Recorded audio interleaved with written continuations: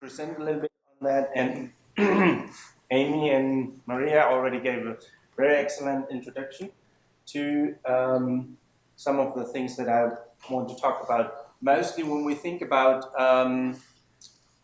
evolution, we think about environmental variation, genetic variation, the interaction. And what I think about there is, yes, all of that is driven just by the survival and the reproduction of individuals. So there's the demographic parts to it.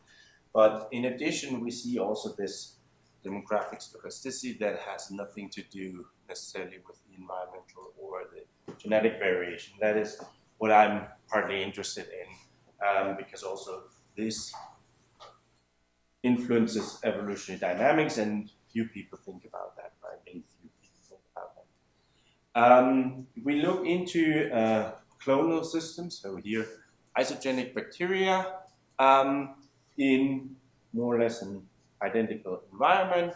Then we see that there's some asymmetry when bacteria is growing, builds here divides, and then we basically have two cells, and these cells are not identical. They differ somewhat in their cytoplasm content, and so that creates some asymmetry, and this asymmetry again is not linked to genetics or the environment necessarily.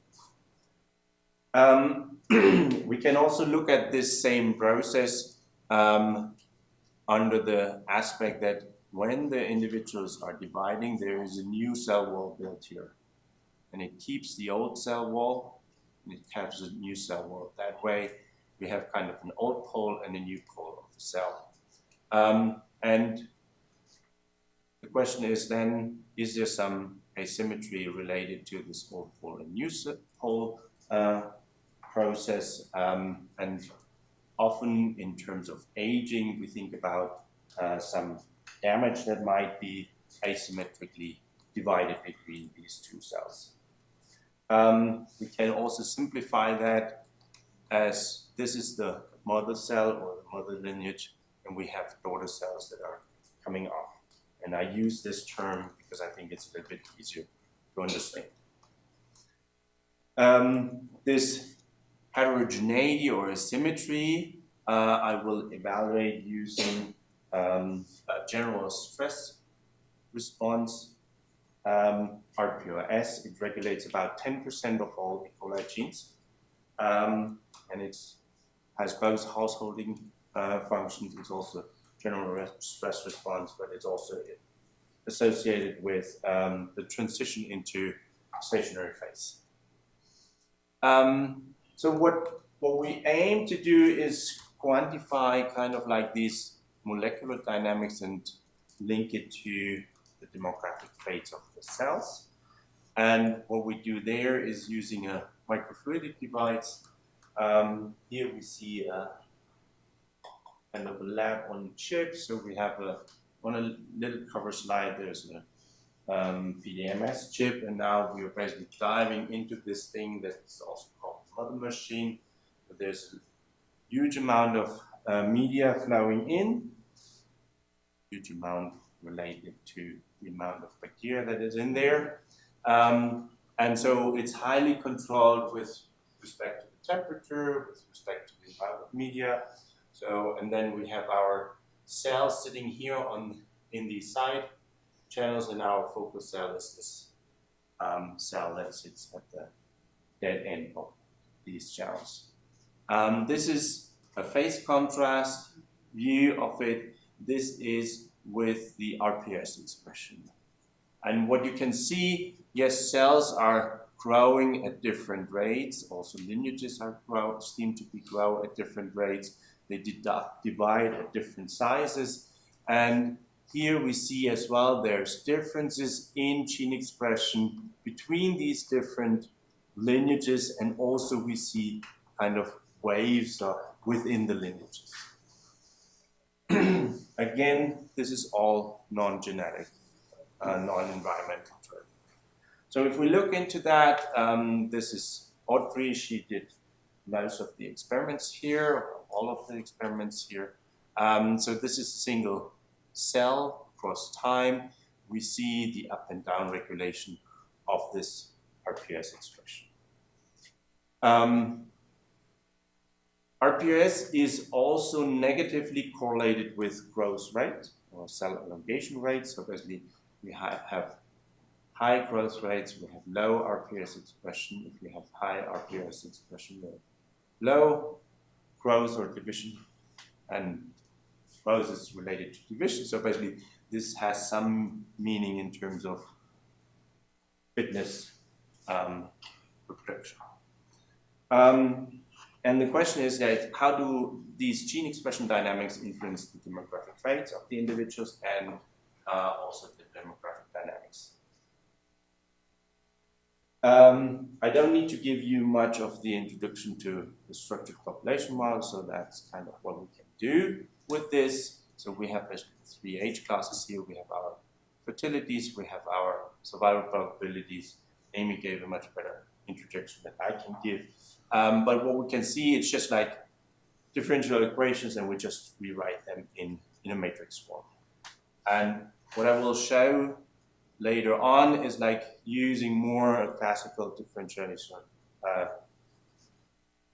equation approach and a matrix approach to tackle some questions. We can have the same thing in a structured population, and again here is our matrix model where we have the protection matrix that is composed of the fertility matrix and the transition matrix, and all the nice properties that Amy already mentioned with population growth, sensitivities, generation time, structure, and so forth. So not different than any differential equation, except that we don't want to write it down in the complexity immediately. So to think about this as a damage dynamic, so we just have some abstract damage that accumulates over time. Here is the initial mother with a given damage level, and it grows and it divides, it accumulates some damage, and at one point it dies. And this is work by Murat, who has done all the heavy lifting on the math. And so we basically have the mother lineage, we have the damage production rate and some noise parameter around that. We have the damage partitioning when the mother and daughter are dividing. There are similar models that do not account mostly for this asymmetry here. Also make some simplifying assumption on the stochastic components of the system. So, but it's definitely interesting to read quite a number of these models. So think about it if you're interested. So here we see single lineage realizations of these what we model until they reach a critical level of damage and they basically die. And the black and red is just different properties of the accumulation, noise, and asymmetry parameters. So what we did is using a jump diffusion process. So basically we have here the accumulation, so the drift term, so the accumulation of damage, which is just exponential. We have some noise around that.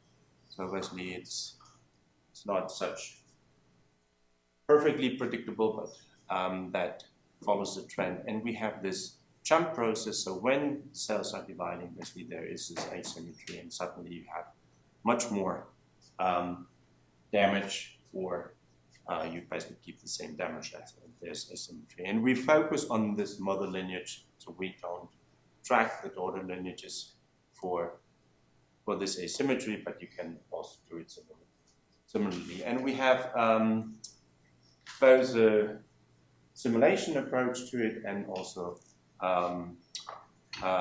analytical approach to it.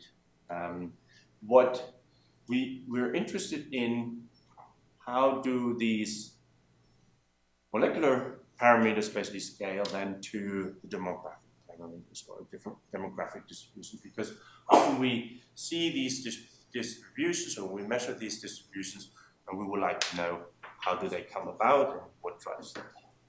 So if we look into lifespan, then we can see here, for example, that it follows an inverse Gaussian distribution. So here we have the mean and the shape parameter of this inverse Gaussian that then describes our distributions of our lifespan distributions.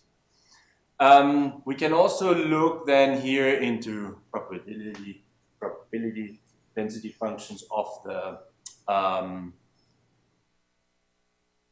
along basically the different lineages, or that are shaped by the different lineages in the damage. Here, this is the mean, and this is 2 times standard deviation. So we can see some lineages are basically not accumulating a lot of damage at the beginning, and then suddenly they tip off until they die. Others are behaving quite differently. This is the comparison between the analytic approach and the simulation. So we were quite happy with them. And we can also then look here, for example, into some characteristics of this. So here is different damage rates. So this is damage accumulation at low or higher damage accumulation. This is the asymmetry. So when the cells are dividing, we have damage noise level down here. And we can look at the mean of these lifespan characteristics, so mean lifespan, the variance. We can look into the shape, so we can see we have lower damage accumulation rates. We're more often in a symmetric situation, that the lifespan is more symmetric or more skewed when we have higher damage accumulation rates. We can also look here into dispersion, where basically our kind of null expectation is everything is driven from some outside mortality. Then it would look like Poisson-like, and then we have under and over dispersion.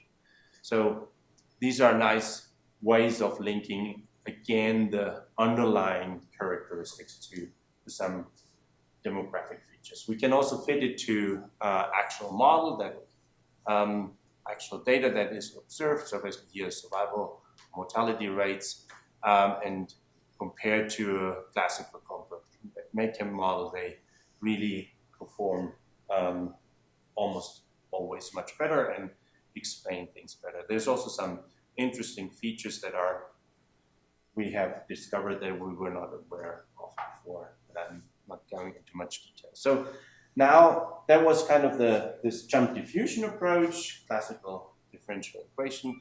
And if we now look into the matrix approach, so far we looked into discrete variables, but there is this integral projection approach where you basically not have a size as a discrete value, you have it as a continuous variable, and then later on you actually discretize these functions in and go back to more or less what applies here as well. And so the trick here is the same thing. You have a kernel here, and you have your probability vector, and in the kernel you have your survival probability, you have your size transitions. So this is from size at time t to size at time t plus 1. And you consider as well a variance around these, and these are basically just logistic regressions that you fit. You have a probability to reproduce, and you have the number of offspring. In our case, this is just 1, so that simplifies. And then you have the size distribution of the recruits or of the offspring.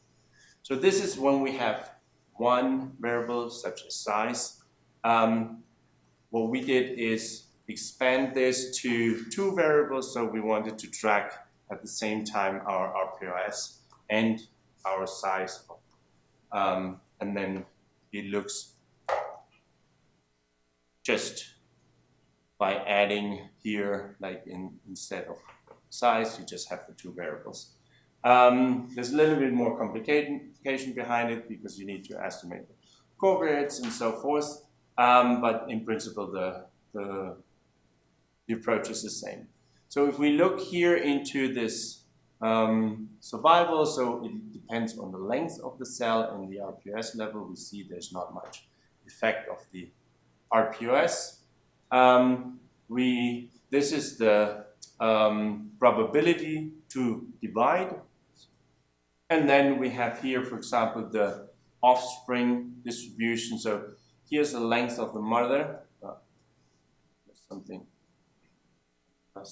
here, the axis here. So this is the length of the mother, and this is the RPS of the mother. And so then these are the offspring type they are produced. So we can take each mother that has this length and this RPS produces distribution of offspring that looks like that.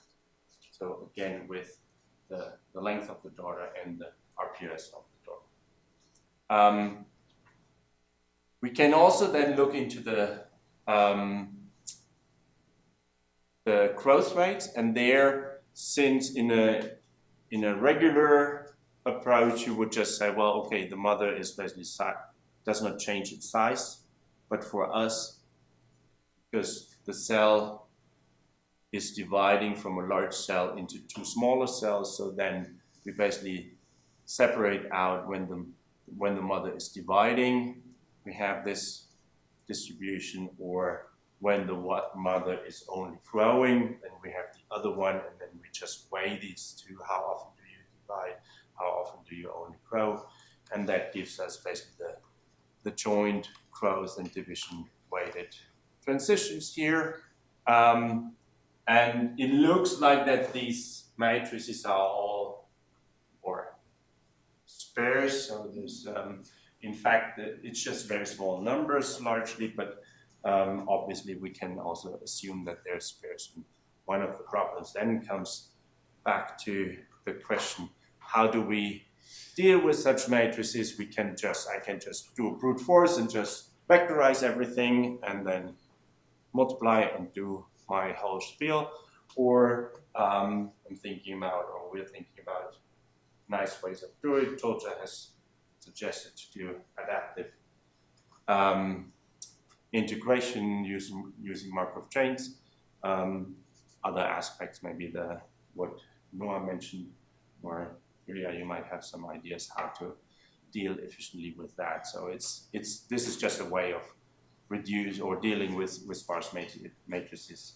Again, we can then calculate all the things that Amy has mentioned. So basically, even though a lot of these processes look like stochastic, they still basically influence as well the population dynamics. And we can either use this jump diffusion, and what we're right now doing is expanding it as well to these other parameters like growth rates and so forth. And then here's the problem with these, how to deal with these large matrices. But again, it's very easy to do things, and nowadays things are easy to do computationally. What I also think is a question that can be approached with this, other than understanding this asymmetry, this noise approaches, is also how different distributions actually alter basically our evolutionary or our population dynamics, and later on our evolutionary dynamics, an aspect that I think that has not been touched on so much. With that, I'd like to thank you and thank Murat for the modeling parts, Audrey for the experimental part, and Tolja also for discussions, and some other collaborators that are involved in the project and for the funding. Thanks so much.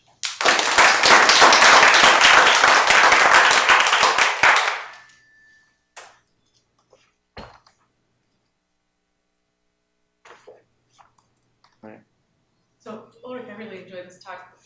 Somewhat because a long time ago, I spent all this time thinking about senescence, and they always say that senescence will evolve in anything where you have a difference between the parent and the offspring, but in binary cell division, there should never be senescence. And I think that this is really interesting. So have you thought about sort of how this formally ties to some of those older senescence models, or is it just, it doesn't really matter because you're actually measuring lifespan, which is well. No, like we are thinking about senescence quite a bit, like, and so here is a little bit like what is happening, for example, in terms of these processes. Yes, one thought like they were dividing symmetrically, but then again, we know older cells or these mother cells are growing slower than the daughter cells, so there's some way of rejuvenation.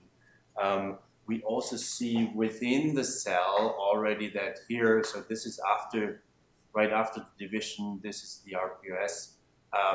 We see that there is this division already, and what we also see is that there's reduced RPS signal, and it's not just reduced RPS signal at the old pole, it's also other metabolic reduced signal, so that this asymmetry within the cell then basically creates this symmetry among the cells, and it increases with increasing age, and there's quite a number of complexity behind that. There's also some confusing things because yes, these mother cells are growing slower, and RPS is usually leading to high RPS to slow growth, so we expected that they had higher RPS levels, but they don't, largely because of this area that is reduced.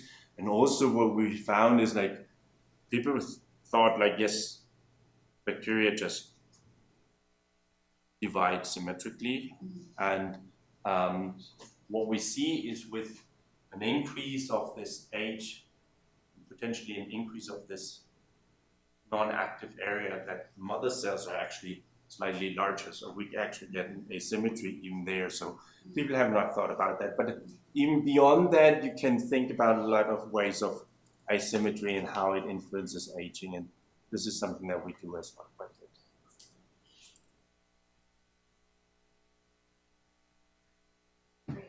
So there's I want to ask you guys, but the checkout is at 11.